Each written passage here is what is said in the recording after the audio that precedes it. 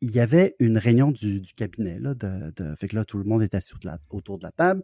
Puis Mike Waltz sort son téléphone. Le photojournaliste de Reuters prend une photo, puis on voit l'écran ouvert de son téléphone. Puis on voit que Mike Waltz est sur Signal.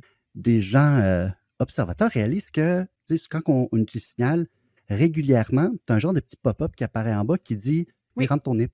Mais là, c'était pas le message habituel. Ça veut dire que Mike Waltz n'utilisait pas la version officielle de Signal, mais utilisait une autre version qui est développée par une entreprise qui s'appelle Télémessage. L'histoire de la photo, c'est le jeudi. OK. Samedi, un hacker contacte Michael Lee et le journal 404 Media pour leur dire « J'ai hacké Télémessage ». Fait que là, le hacker a exploité une vulnérabilité dans le serveur d'archives, puis il dit que ça lui a pris 15-20 minutes.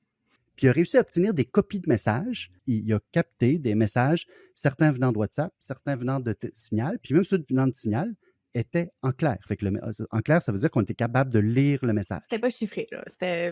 C'est ça. Parce OK. que, tu sais, l'avantage d'utiliser Signal, c'est que c'est une application qui est chiffrée de bout en bout. Donc, ça se chiffre, genre, j'écris mon message, ça va être chiffré, c'est envoyé dans un format que personne ne peut lire jusqu'à la personne avec qui je parle.